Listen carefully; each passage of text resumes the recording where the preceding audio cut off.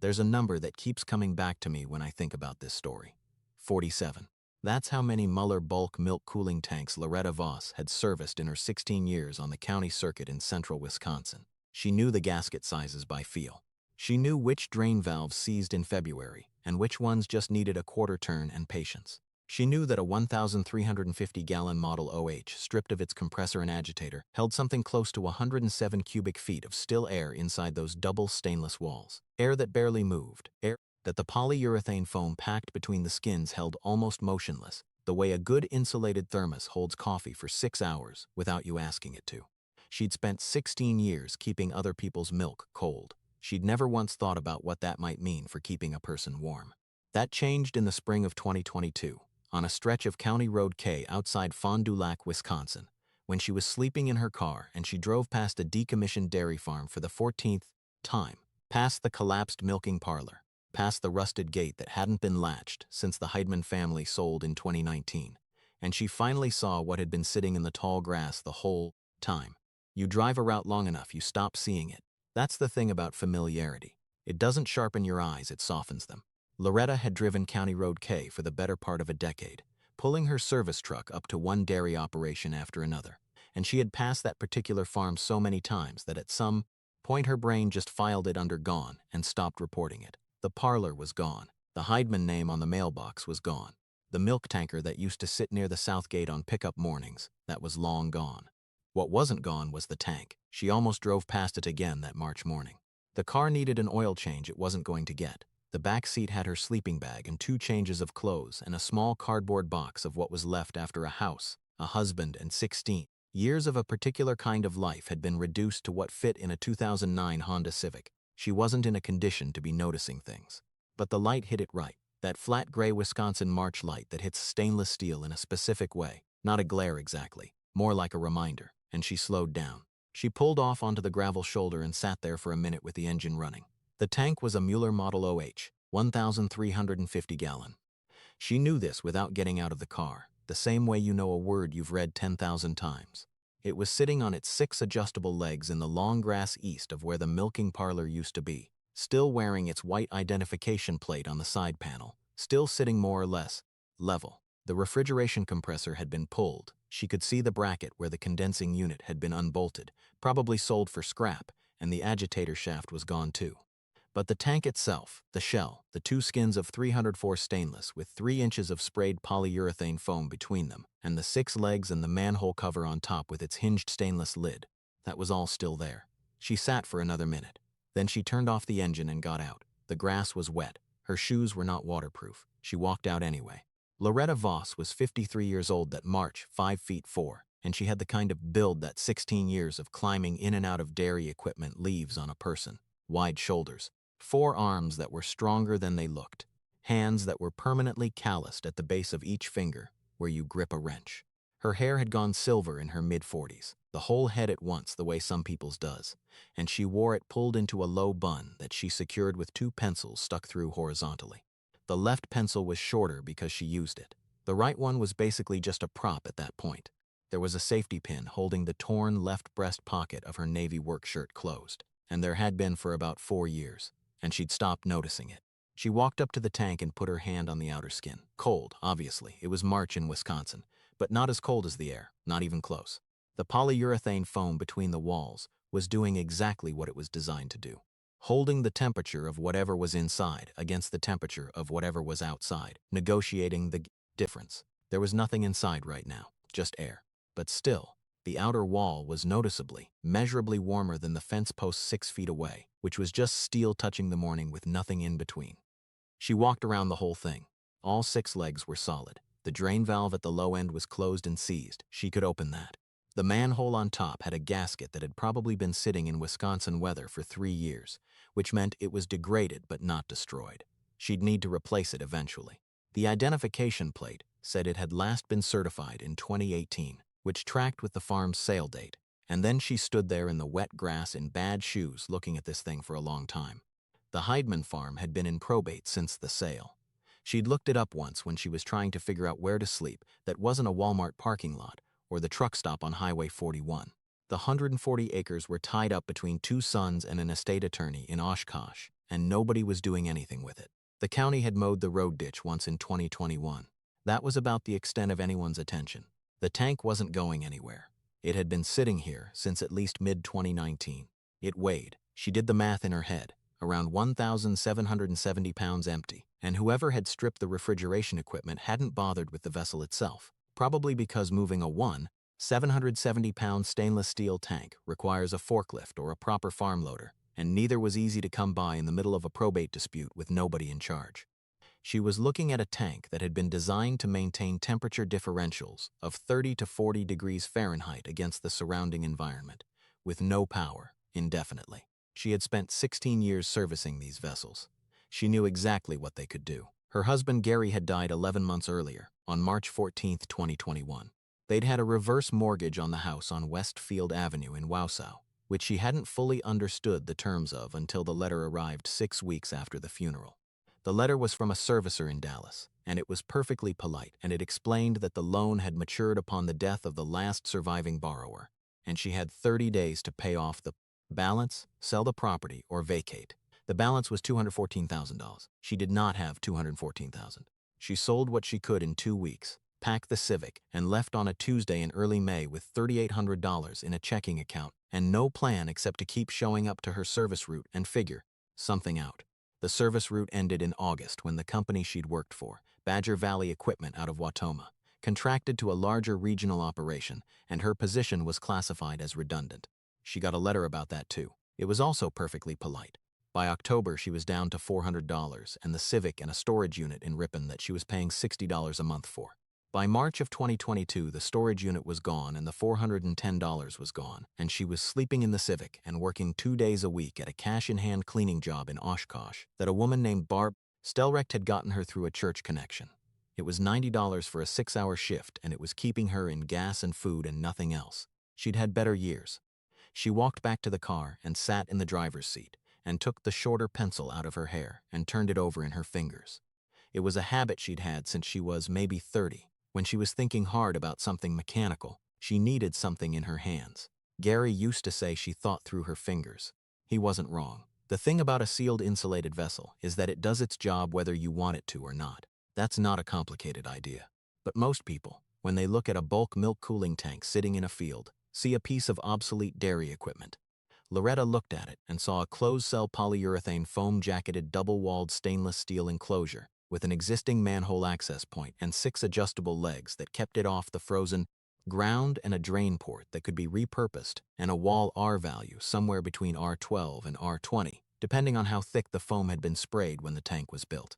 She saw a structure that had been engineered to maintain temperature. She just needed to modify what temperature it was maintaining, and for what. She took out a small spiral notebook. She always had one in the left hip pocket of her work pants, another habit from the service route, and she started writing down what she'd need. The manhole on top was about 16 inches across. That was the standard Mueller access hatch. It was fine for lowering a sample jar or running a CIP spray ball on a cable, but it was not fine for a person to live through. She needed a door. She needed to cut a door in the side of the tank, near the bottom, large enough to get in and out without crawling through on her stomach, framed properly so the structural integrity of the vessel didn't suffer, and sealed well enough that she wasn't defeating the whole insulation system every time she opened it. Cutting stainless steel. That was the first real problem. She had a small angle grinder in the trunk. She'd had it for years, a Makita 4.5 inch that had been her own tool, not the company's, which was why she still had it when everything else had been returned or sold. But stainless is particular about how you cut it. You can't use a standard carbon steel abrasive disc on 304 stainless because the carbon particles contaminate the chromium oxide layer that gives stainless its corrosion resistance. You get rust, spots within months, right along every cut edge. You need an inox-rated cutting wheel. They're not expensive. A pack of 10 is about $18 at any real hardware store.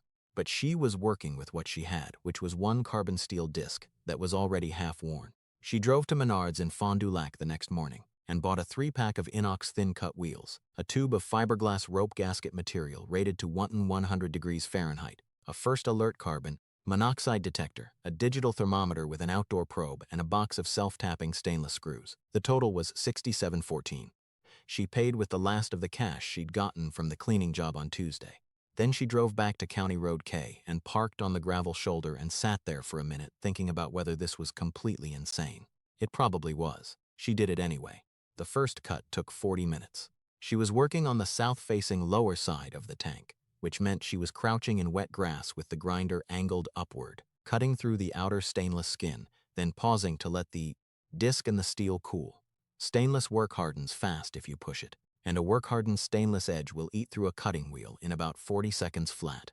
She'd learned that during a tank repair job near Waupaca in 2014, when a dairy farmer had somehow cracked the outer skin with a loader bucket, and she'd had to fabricate a patch in the field. Slow passes, light pressure, multiple lines rather than one deep cut, the grinder screamed. Nobody on County Road K drove past for 40 minutes. She cut a rectangle 22 inches wide and 34 inches tall. Not quite standing height, she'd need to duck to get in, but not by much, and the curve of the tank's oval cross-section meant that the opening would be taller in the middle than the corners anyway. When she got through the outer skin on all four sides, she hit the polyurethane foam layer, which she could pull out in chunks with her fingers. It was still solid. 3 inches, roughly, of closed-cell foam that smelled like old dairy chemicals and had the density of firm insulation board. She pulled it clear and set it aside. The inner skin cut easier. It was a lighter gauge, and once she had the outer shell as a guide, the lines were clean. The cutout piece came free with a sound like a cabinet door closing on something soft, and she was looking into the interior of the tank for the first time.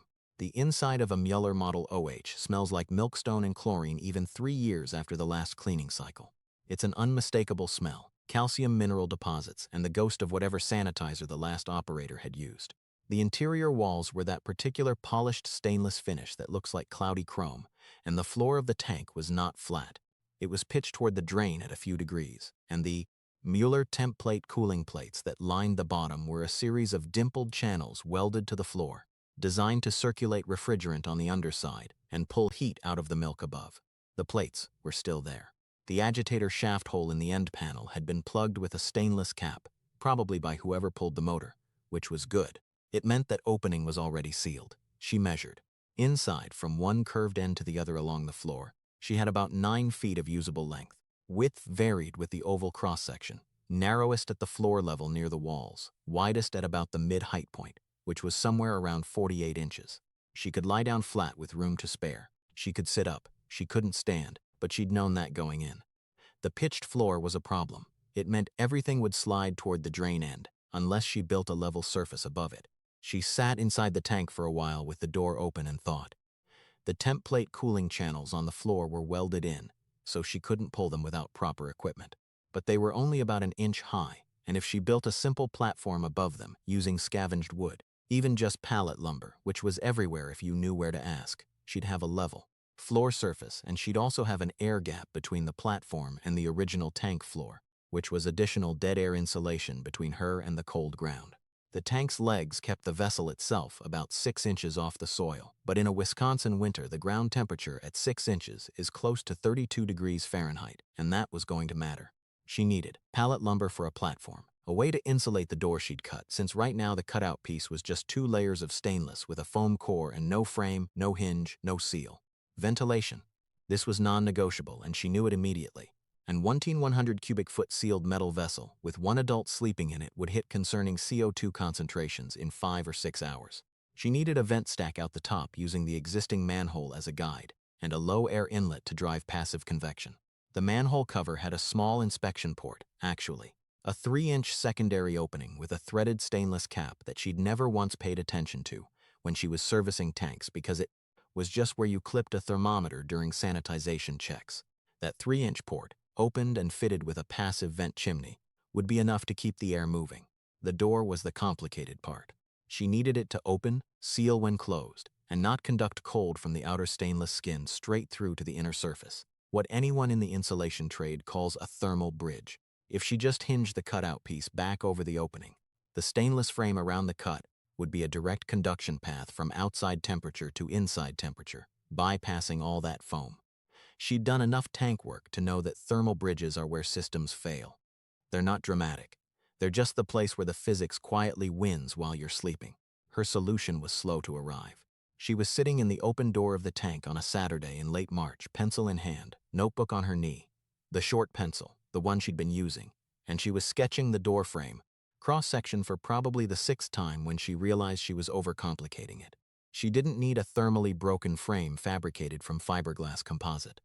She needed to pack the gap between the cutout piece and the opening with the gasket rope she'd bought, press it in tight so it compressed into the irregularities of the cut edges, and then use a simple latch that pulled the door tight against that gasket the same way the manhole cover's hinge mechanism pulled its lid tight against its seal. Simple, mechanical.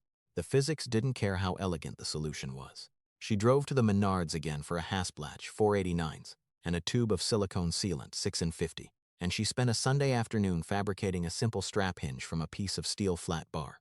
She'd had in the trunk since she couldn't remember when. It wasn't pretty. It worked. The door, when closed and latched, was sealed against the gasket rope on all four sides. The outer skin of the door was exposed to the outside air. The inner face of the door was the original inner tank wall. Between them was the 3 inches of original foam, plus the compressed rope gasket at the perimeter. She pushed the flat of her hand against the inner door panel on a 29-degree morning and felt nothing. No cold transferring through. She left the thermometer probe inside and drove to the cleaning job in Oshkosh and came back 6 hours later. Inside the tank, 41 degrees Fahrenheit. Outside, 24 degrees. On a day with no sun to warm the outer skin, no heat source inside, just the sealed, foam-jacketed vessel sitting in a field holding its own. 17 degrees of differential with nothing running, nothing burning, no electricity, no propane, no heat source of any kind, except the ambient temperature she'd sealed inside when she closed the door that morning. She wrote the numbers in the notebook and tucked the pencil back into her hair. The platform came from a pallet she asked for, and received, no questions asked, from the loading dock of a farm supply store on Military Road in Fond du Lac. She asked the dock foreman if he had any he was breaking down, and he gestured at a stack of about 30 and told her to take whatever she needed, and don't leave the ones with the notches on the short side. Those go back to the supplier. She took 2, which was all she could fit in the Civic, and she came back the next day for a third. She cut them to fit the internal floor dimensions with a reciprocating saw she borrowed from a neighbor at the campground on Lake Winnebago, where she'd been paying $8 a night for a parking spot in the off-season lot. The neighbor's name was Dale Probilski. He was 61. He'd been wintering in a camper van at that campground for 3 years, and he didn't ask what she was building. He just handed over the saw and said, "Bring it back with a charged battery." She laid the platform across the template channels. It sat level. She shimmed 2 corners with flat washers she had in a parts bin in the trunk, and that was that. The air gap between the platform planks and the original floor was about 1.5 inches. Dead air, still insulating. She'd add a layer of closed-cell foam board under the sleeping area later, if she could get some. For now, the platform alone was a significant improvement over sleeping on the dimpled stainless floor. The vent went in on a Tuesday. She'd been thinking about it for 2 weeks. The secondary inspection port, the 3-inch threaded opening in the top of the manhole cover. She unscrewed its stainless plug cap and fit a short section of PVC pipe into it, ran the pipe up, about 8 inches above the top of the tank, and capped it with an angled elbow pointed downwind. Rain cap over that. The cap was a standard plumbing fitting from a box of leftover parts she'd kept from the service route. The kind of thing you accumulate over 16 years of going to jobs slightly over-prepared. Total cost for the vent, nothing. For the low-side air intake, she drilled a 2-inch hole through the door, low, in the corner near the floor, and fit a section of copper tubing through it, bent at a right angle on the outside so it was pointing down and couldn't take on rain. That was the inlet. Warm air from inside the tank rose and exited through the vent stack. Cooler outside air entered at the floor level through the copper inlet.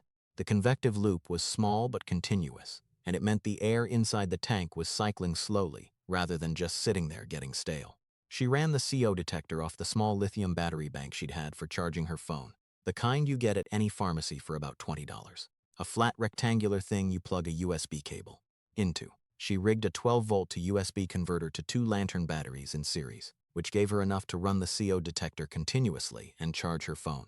This was, she freely acknowledged to herself, not a robust electrical system. It was a stopgap. But it kept the CO detector running, and the CO detector mattered more to her than almost anything else inside that tank. Carbon monoxide is the thing that kills people in enclosed spaces without any drama. No smell, no warning, just a headache that gets worse until it doesn't. She'd heard the briefings. She'd read the OSHA material during a safety training at Badger Valley around 2016. She knew what she was building, and she knew what could go wrong. Nothing was going to go wrong. She moved in on April 9, 2022. That's the date in the notebook. She wrote it at the top of a fresh page the way you date any entry. April 9. First night. The temperature that evening dropped to 31 degrees. She had her sleeping bag, a wool blanket from the Goodwill on Pioneer Drive in Fond du Lac, the platform and the sealed tank. She woke up at 6 in the morning and looked at the thermometer. Inside the tank, 49 degrees. Outside, 27. 22 degrees of differential, with no heat source except her own body and the sealed, insulated vessel holding what it held. She lay there for a while thinking about that. 22 degrees sounds like a small number, but 27 degrees outside is the temperature where the first frost of the season comes, where pipes start to think about freezing, where the dew on a car window doesn't quite melt by mid-morning. And 49 degrees inside is not warm. She was not going to pretend it was warm, but it was survivable with a sleeping bag. It was the temperature of a root cellar in early spring. It was the temperature of a refrigerator, which is a thing people put food in specifically because it preserves things that would otherwise deteriorate. It preserved her too, in its way. What she needed for real winter, for the Wisconsin winter that would start pressing in earnest by November, was a heat source. A small, controllable, safe heat source that she could run inside a sealed metal tank with a passive vent system. The options were propane, which produced carbon monoxide and moisture and required a chimney, which was complex, electric, which required more power than she had, or a catalytic heater, which burned. Propane without a flame and produced almost no CO if the oxygen level in the space stayed above a certain threshold, which her vent system was designed to maintain. The catalytic heater was the answer. She found a Mr. Heater Buddy, the original, not the little buddy, the one with the 2-burner head and the 9,000 BTU maximum output, at a St. Vincent de Paul store in Oshkosh in July for $22. Someone had left it with a bent wire guard and a partially used fuel cylinder. She straightened the guard with pliers, tested the igniter, confirmed the catalytic element was undamaged. Good condition. $22. She bought propane canisters at the Quick Trip on Rolling Meadows Drive, the 1-pound cylinders. She'd run the heater on low 4,000 BTU for 2 hours before sleeping, then turn it off and let the tank hold the heat it had gained. A single 1-pound canister at low gave her roughly 4 hours of heat, 2 hours burning, and the tank's insulation would hold most of the gained temperature for the rest of the night. She tested this in September because she wanted to know the numbers before she needed them. She ran the heater on low for 2 hours starting at 8 p.m. on a September 17th evening when the outside temperature was 48 degrees. The tank interior reached 74 degrees. She turned off the heater and went to sleep. At 6 a.m. the tank was 61 degrees. Outside was 41. 20 degrees of differential maintained overnight from 2 hours of heat. She wrote the numbers down. She always wrote the numbers down. The woman who ran outreach for the county, her name was Connie Merrick, from the Fond du Lac County Department of Social Services, and she drove a white Ford Escape with a dent in the rear quarter panel, had been checking on the people sleeping rough in the county since at least 2018, and she knew about the Civic on County Road K by May. She stopped one morning with 2 cups of coffee and a printout about emergency housing vouchers. Loretta was sitting outside the tank on a camp chair she'd gotten at a garage sale, and she had the shorter pencil in her hand and the notebook on her knee, and Connie Merrick pulled off onto the gravel, shoulder and got out and stood there looking at the tank for a while before she said anything. She finally said, "What is that?" Loretta told her. Connie Merrick had been doing outreach work for 4 years. She'd seen a lot of things. She walked over to the tank and ducked through the door and stood inside it, or rather, crouched inside it, because she was taller than Loretta, and looked around at the platform, the sleeping bag, the thermometer mounted on the inner wall with a bead of silicone, the CO detector running on the battery system, the vent pipe going up through the manhole, the copper inlet tube at floor level. She looked at all of it for a while. Then she came back out and took the coffee she'd handed Loretta back and drank some of it. She said, "The CO detector is running." Loretta said yes. She said, "You have ventilation." Loretta said yes. Connie Merrick looked at the tank again. Then she looked at Loretta. She said, "I still need to put you in the system. You understand that?" Loretta said she understood. "But I'm not going to tell you this isn't working," Connie said. "Because it clearly is." She came back in October with a social worker named Ryan, who was younger than Connie by about 15 years and had clearly been briefed because he walked up to the tank with the expression of a person trying not to let their face show too much. He went inside too. He came back out and said the ventilation concern was his main one, and Loretta walked him through the passive convection system, the inlet at floor level, the vent stack through the inspection port, the CO detector, and he wrote things down in his own notebook, which was a different brand from hers but similar size. He said, "You used to service these?" She said 16 years. He wrote that down too. The first snow came October 28th, light dusting, nothing serious. She woke up inside the tank at 5:40 a.m. and looked at the thermometer. Outside 29 degrees, inside 52 degrees. She'd run the heater for 2 hours the previous evening, 23 degrees of differential. She started keeping a temperature log in November. 2 columns, outside temp from the probe on the exterior of the tank, inside temp from the probe on the interior wall, taken every morning at the same time. She filled 4 pages in November alone. December 14th, she got a call from Barb Stelrecht, the woman who'd gotten her the cleaning job, who had heard from someone who knew Connie Merrick that Loretta was living in a milk tank on County Road. Kay had a question about it that she admitted up front was probably rude. The question was it actually warm in there, or was Loretta just saying it was? Loretta invited her to come see. Barb Stelrecht was 66, ran the auxiliary at Grace Lutheran in Fond du Lac, had strong opinions about casseroles and about what constituted adequate winter preparation. She drove out on a Thursday afternoon with a coffee cake in a glass pan, and she stood outside the tank for about 30 seconds before she went inside and stayed there for about 4 minutes. When she came back out, she had the expression of a person recalibrating something. She said, "It's warmer than my garage." Loretta said that was probably true. Barb said, "And the heater you're using doesn't produce carbon monoxide." Loretta explained catalytic combustion.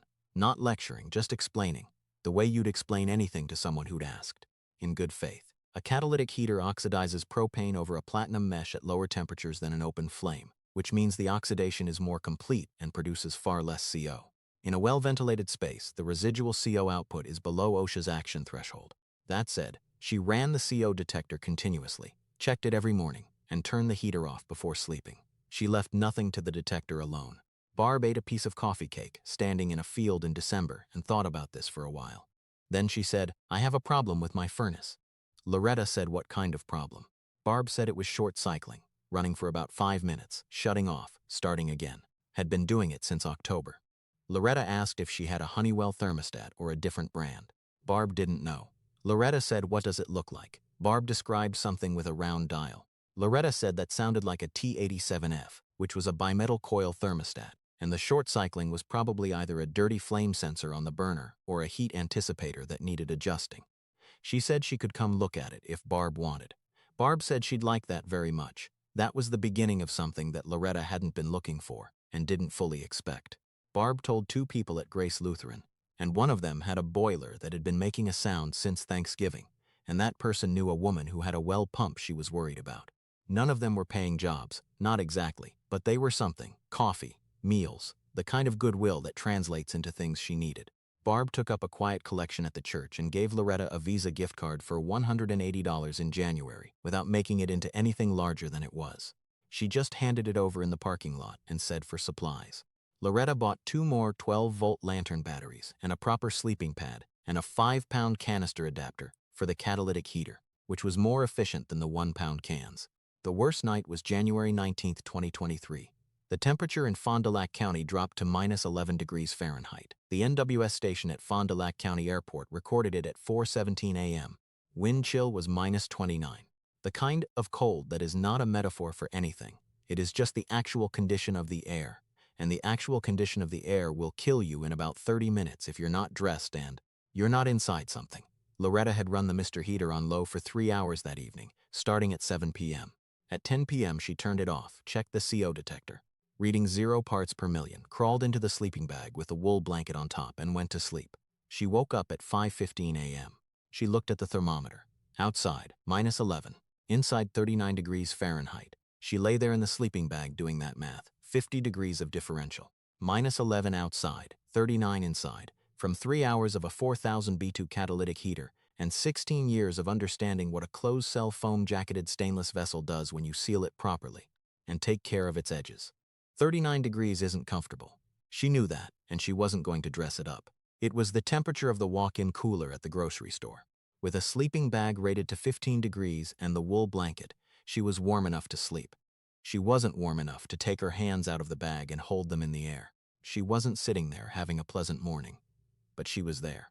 She was alive and she was not hypothermic, and the CO detector was reading 0, and the vent system was working, and the tank had done exactly what it was built to do, which was to hold a temperature differential that had no business being sustainable. She got the pencil from the side pocket of the sleeping bag. She'd started keeping it there in November, and she wrote the numbers in the notebook in the cold. Connie Merrick heard about the January 19th numbers somehow. Loretta never found out how, exactly, though she suspected Barb Stelrecht knew more than she said. Connie came out on a Thursday in early February with Ryan from Social Services and a woman Loretta hadn't met before, who introduced herself as Jess Adler and said she worked for the county's housing stability program. Jess Adler was probably 34, wore a parka that had seen real winters, and had a clipboard that she held like she was used to it. The three of them went inside the tank one at a time because it fit 2 people comfortably, and 3 was crowded. They came out. They conferred quietly in a way that wasn't quite private. Then Jess Adler came back over to Loretta and said she'd been looking at the rapid rehousing program, and there was a unit that might be available in March, a 1-bedroom efficiency on Merrill Avenue in Fond du Lac, recently turned over from another tenant. Loretta said, "I know it's not perfect out here." Jess said, "It's not about perfect, it's about what's sustainable." She paused. "You've documented everything, haven't you? The temperatures." Loretta handed her the notebook. Jess Adler looked through it for a while. She was looking at 4 months of 2-column temperature logs, dated, timed, notated with heater runtime and outside conditions. She got to the January 19th entry. She didn't say anything for a moment. Then she said, "Did you design all of this yourself?" Loretta said she'd been servicing these tanks for 16 years. She knew what they could do. Jess Adler handed back the notebook and said she'd be in touch about the Merrill Avenue unit. The unit came through on March 4th, 2023. Loretta moved in with the sleeping bag, the wool blanket, the small battery bank, the Mr. Heater, the temperature log notebook, and the shorter pencil. The longer pencil she left in the tank, tucked into the gap between the platform and the inner wall, which is where she'd developed the habit of keeping a spare. She wasn't sure why she left it. Maybe she just thought someone else might use the space, and it seemed like a useful thing to leave behind. Connie Merrick drove out to County Road K 2 weeks later to do a welfare check on the location. Standard protocol, making sure nobody had moved in who might not have the same setup. She said later, in a conversation with Jess Adler, that Jess relayed to Loretta over the phone that the tank was still there, sitting in the grass. The door was closed and latched. The CO detector was gone. Loretta had taken that. The vent stack was still there. The copper tube inlet at floor level was still there. And the temperature log taped to the inner wall with a strip of foil tape, she'd left that too. The platform was still there. Connie said the temperature probe was still reading. She'd looked. Inside the tank that mid-March morning, with no heat source and no one in it, 44 degrees. Outside, 29. 15 degrees of difference. Empty, unoccupied. Nobody asking it to do anything. Just the foam between the walls, and the still air, and the thing doing what it was built to do whether anyone was watching or not. Loretta had the shorter pencil on her kitchen table in the Merrill Avenue apartment on the day she found out the temperature. She was on the phone with Jess Adler. She'd been using the pencil to write a grocery list. She looked at it for a second, at how short it had gotten, at how the eraser was worn down to the metal ferrule because she'd been using it since sometime in 2020 and hadn't replaced it. And she thought about the longer pencil still in the tank, waiting, maybe, for whoever needed it. She didn't say anything sentimental about it. She just finished writing the grocery list and put the pencil down.